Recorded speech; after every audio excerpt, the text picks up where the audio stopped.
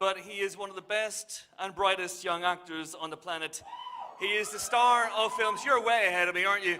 He's the star of films like The Impossible, Cherry, Captain America, Civil War, Spider-Man Homecoming, Avengers Infinity War, Avengers Endgame, Spider-Man Far From Home, Spider-Man No Way Home, and now, the eagerly anticipated Uncharted. Please welcome Tom Holland!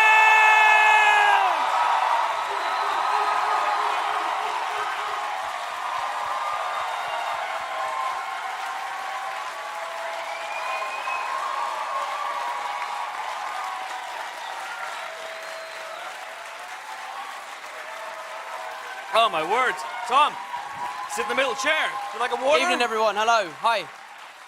Oh. They put How's the it water going? just out of reach, which is really annoying. Scoot forward and get the water. How are you? Everyone. Does that happen everywhere you go now? Almost, yeah. It's strange. Like you just go into your local shop and it's like, Tom Holland is here! I'm like, shut up! They will know. How are you, man? You good? I'm good, yeah, I'm really good. How are you? I'm very good. I am very, very good indeed. Thank you for doing this, because things must be pretty hectic for you right now. Not just with having one of the biggest movies of all time, but Uncharted is out next week. What are the nerves like at this point? You're 6 days out from release. It's out of your hands at this point. Firstly, let me just say, I need to start reading my schedule, because I was told that this was a podcast. So I know that you're surprised to see me, but trust me, I'm far more surprised to see you. So this is... I was backstage like, who are all those people? But yeah, we're 6 days out. It's always an exciting time. You know, we work our hardest to make these films what they are. And, you know, you are the people that we make these films for. We want you guys to be able to escape, to enjoy the cinema-going experience, and to see something you haven't seen before. And Uncharted, you know, while it is paying respects to some of my favorite movies, you know, the Mission Impossibles, the Indiana Joneses, the James Bonds of the world, it does have a certain quality to it that is incredibly unique. So for me, I'm 6 days out, and I'm counting down the days. I've made films before where I'm like, can we just keep pushing it until you just put it in the bin? So I'm incredibly excited. I'm very proud of the movie. Mark Wahlberg and I have had a wonderful time making this movie, and I hope you guys enjoy it as much as we did making it. Well, can I just say something? I've never played the game. But I don't have a PlayStation. Don't judge me. But it made me want to play the game. Now, can you lend me 500 quid so I can buy a PlayStation, first of all? But what was your relationship like with the game before you signed on to this? It's an interesting story, actually. I was playing Uncharted 4 while we were shooting the sequence in Spider-Man Homecoming where I fall through the elevator shaft. Okay, yeah. Which is a great way to start a story. None of my stories start like that, by the way. But yeah, so we were on set, and, you know, naturally with those sort of heavy stunt action sequences, it takes a long time for lighting setups or for stunt, you know, rigs to be made safe and all that sort of stuff. So, you know, sometimes, you know, you can have 2 to 3 hours in your trailer waiting for people to, you know, finish tinkering with things. So naturally, obviously working for Sony, one of the luxuries are that we don't have to spend £500 on a PlayStation because they give us one. So yeah, we had a PlayStation and we started playing Uncharted 4. And I remember sitting there, I was with my best mate Harrison and... Ford? Yeah.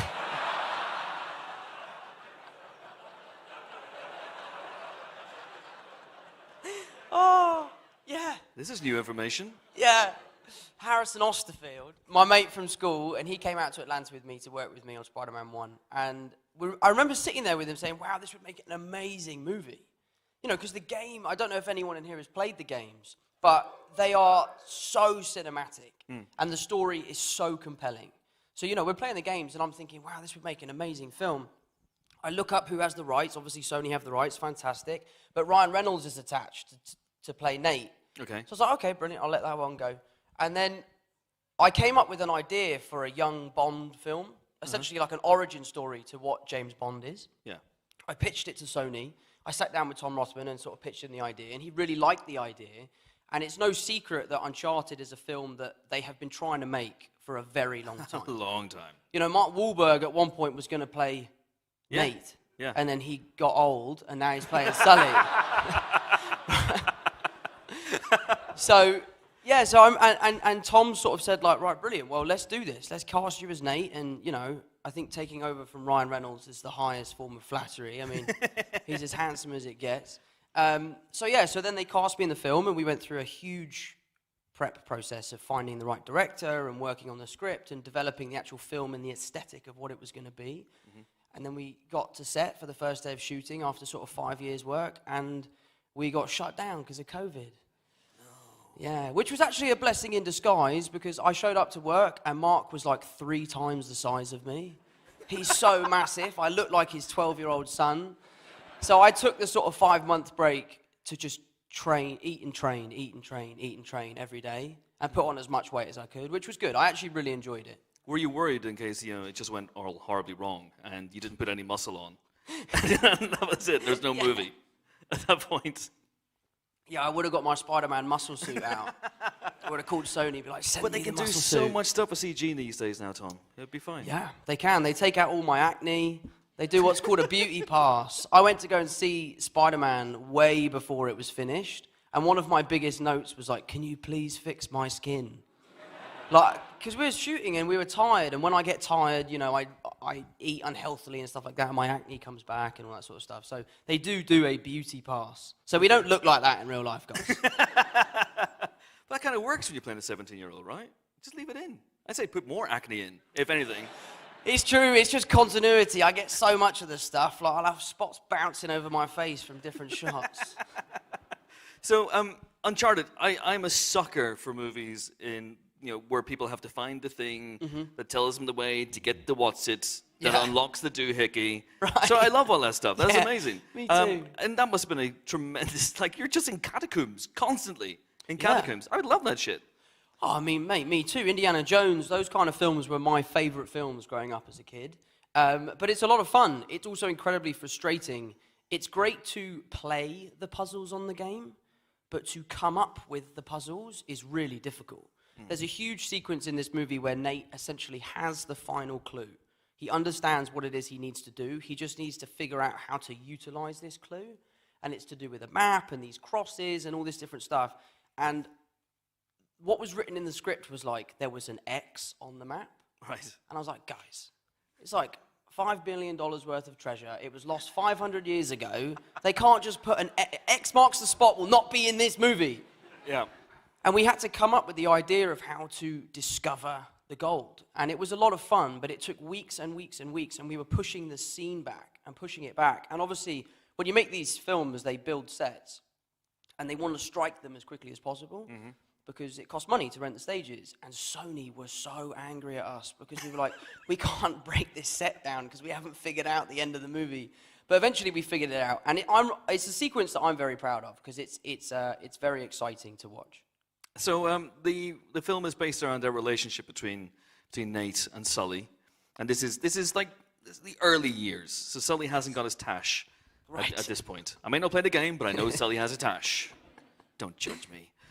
So again, it must have been fun doing that with Mark and filling in the details of that relationship, the banter, finding the chemistry. I mean, yeah, it was a lot of fun. I think this film, the relationship between Nate and Sully is really the heart and soul of the film. And, there is nothing worse as an actor than forcing chemistry.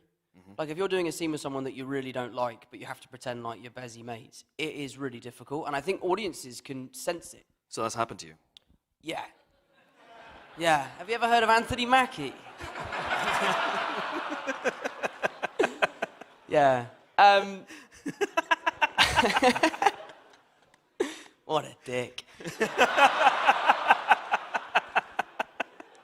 But yeah, no, so I was lucky that Mark and I got on really well, and we were able to just have fun. Ruben is our director. He's an amazing collaborator, so he really gave us the time to enjoy the space and to work with each other and make mistakes. I often find with these films, the best ideas come from the worst mistake. So Ruben is the best director in that sense. He allows us to have the freedom to play, take the piss out of each other. And I think a lot of our kind of back and forth banter off camera is what sort of made its way into the film. You know, we're both very competitive, so it was a lot of fun. It was a lot of fun, but we were pushing each other's buttons where we could. Okay, so I've got a bone to pick with Tom Holland. Oh, no. Last time I spoke to you, Tom, was for the Empire magazine cover feature for a little film I like to call Spider-Man No Way Home. Oh, yes. And, you know, you were great. Yeah, you gave me the good shit. Yeah, okay. But I looked you directly in the eye over Zoom, and I said, Tom Holland, Tobey Maguire and Andrew Garfield, are they in this movie? And you said, you lying fucker. You said, no, they're not. Come on, Tom. What's happening? Sony would have killed me. You can see. Sony would have killed me. You could have given me a nod. You could have gone, no. Yeah. And then an exaggerated wink or something. I don't know. I remember sitting down with one of the people that make the trailers, and he was trying to say that, you know, when there was that Brazilian trailer where Andrew's Spider-Man hit the lizard. Yeah. He was like, you know, we left that in there on purpose. I was like, no, you didn't, you lying bastard. You just missed it. And it was a great, like, he's trying to take credit for the most genius piece of marketing ever, and it was a complete accident. Yeah. All right, okay, I'll accept that. That's fine. You know, it's all part of the great I'm sorry, game. I had to maintain the magic. No, it's fine. Hey, tell you what, you did say something. I said to you as well, Sinister Six in this movie, yes or no? You said no, and that was true. Right. So well done. There you go, Tom Holland. Thank you. Purveyor of truth. But it was weird. It was one of those weird little dances because you knew that they were in the movie. Sure. I kind of knew they were in the movie. Sure. But we couldn't actually say that sort of stuff. So how difficult is it to keep that stuff stumm? I know you haven't had the best track record in that area. Yeah. But this is proper next Thanks level for bringing secrecy. that up. It's fine, we're moving past it. It's tough. It is really tough. And I think now that I've managed to keep arguably the biggest secret in cinematic history a secret, we can move on from the fact that I spoil everything. It's so funny. Every time you sit down with the journalists, they're like, so you like to spoil things, do you? I'm like, dick. But yeah, it was tough. But you know why it was tough? It's like, I'm a very honest person. Yeah. You know, I'm honest with my friends. I'm honest with the people that I'm surrounded by. But the only people I can't be honest with is the rest of the world. So I literally was lying every single day for 2 months. And it really weighs on you. Lying it's not good. It corrodes the soul. So It does. Well, next time, if I ask something like that, you have to look me in the eye. Even if you're telling me a porky pie, you have to do the wink. Okay. Right, okay. I'll try my best. All right, because in print, I've got something that in my doesn't come eye across. kind Yeah. of thing. Okay. Said Holland, winking conspicuously. That doesn't really work like that in print, so it's fine. It's all good. But I've just got to ask really quickly because, you know, Spider-Man No Way Home blew my socks off whenever I saw it. And those moments with Tobey and Andrew, I know you talked about this a little bit, Sure. but that must have been extraordinary. The first time, if you were on set. I mean, Jesus Christ. There's not even a question Yeah. there. It's just me saying something at the end going, Jesus Christ. Yeah. Jesus Christ.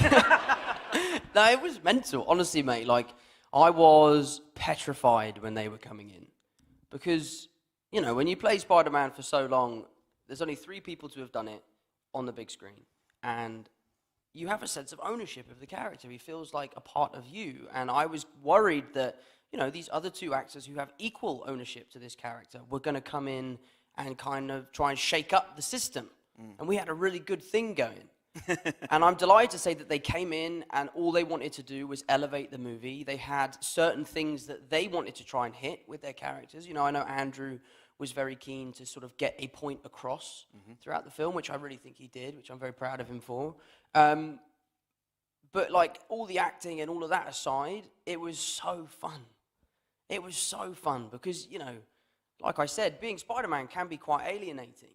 You know, it's quite a strange experience. So to have 2 other people that you can share that experience with and talk to who are the only people that really understand some of the problems that you have was an incredible experience for me. And they were like my big brothers. We really were like a brotherhood. The scene in the film when we say goodbye to each other, that is based off of something that actually happened naturally on set. We were shooting the scene on the roof where they come to see me after May's death. And if you haven't seen it, that's your fault. So, fuck off.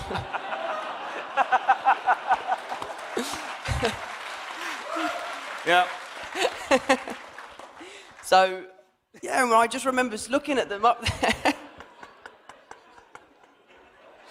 Oh, it's a late night audience, right? Well, we've been swearing all the time. Oh, yeah. The cat's out the fucking bag with that one. Yeah. But yeah, I remember, so, you shoot these big films and, rather than on a smaller film, a scene can take an afternoon to shoot. On a big film, it can take 3 days to shoot. Just because, rather than having like cross coverage, you've got 2 camera cranes working in tandem with each other, and it takes a while for them to get set up. So I'm shooting this crying scene on the roof. You've all seen it, and if you haven't, what are you doing?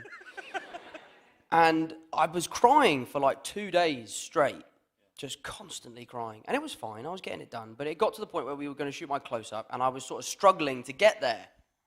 And one of the ways I cry on set is I think about how happy I am and how lucky I am, and sometimes that kind of emotion spurs on tears. So I just went up to Toby and Andrew and sort of like, I had them like this.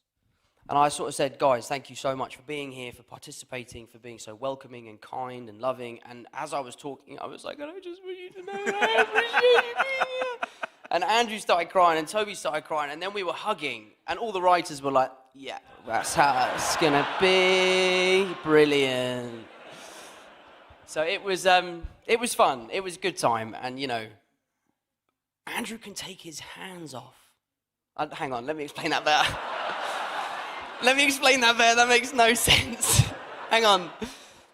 This is new One of the information. hardest things about wearing the Spider-Man suit is not being able to use your fingers. Because you can't use your phone, because the gloves aren't like touchscreen sensitive. Yeah. So I have got so good at using my nose. And I was on set, and we were sort of talking about the problems, like, isn't that so annoying? And then Andrew just went, zip, and pulled both of his hands out. Honestly, I was furious. I was like, the cheek, you've come to my set. With your hands. Unbelievable. We're out of time, but I do want to ask just one last thing. I don't worry, there are more people coming. It's fine. Tom's got to go. Tough act to follow, though, I know. Oh, yeah.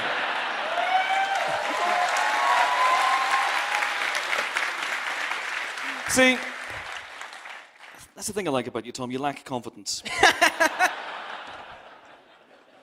If you can get confidence, honestly, the sky's the limit for you. Cheeky little shit. Takes one to know one. Very quickly, the scene where you and the other Peters point at each other. Yes. Did you have to explain that to Tobey Maguire because he's ancient? Oh, T. McG. No, he knew what that was. That was actually Andrew's idea. Okay. To do that. There's multiple points in the film. I think there's 2, but we shot like 5 of them. Just because at any given moment we'd all be like, you see what we did there? But no, it was, I mean, honestly, mate, like, that film for me will forever be one of the highlights of my career. Like, from everything, from the people that have been on every single Spider-Man film with me, to my friends and family who have been on this roller coaster from the beginning, to sharing it with Toby and Andrew, to, breaking all of these records, which we owe you guys for. I mean, that's your part, and you've done it so well. Thank you. I don't think there will ever be anything quite like it again. And I'm delighted and honored to have been a part of it, and it's been the most rewarding and wonderful experience. And to share it with Toby and Andrew at the end was just amazing. I would love to be the one guy in this room who hasn't seen it. Is there anyone that hasn't seen it? Yes! We need to have a talk about Aunt May. But we'll do that after Tom leaves. He is indeed a hard act to follow. Uncharted is out next week. Will you please give it up once again for the incredible Tom Holland? Thank you so much. Thank you.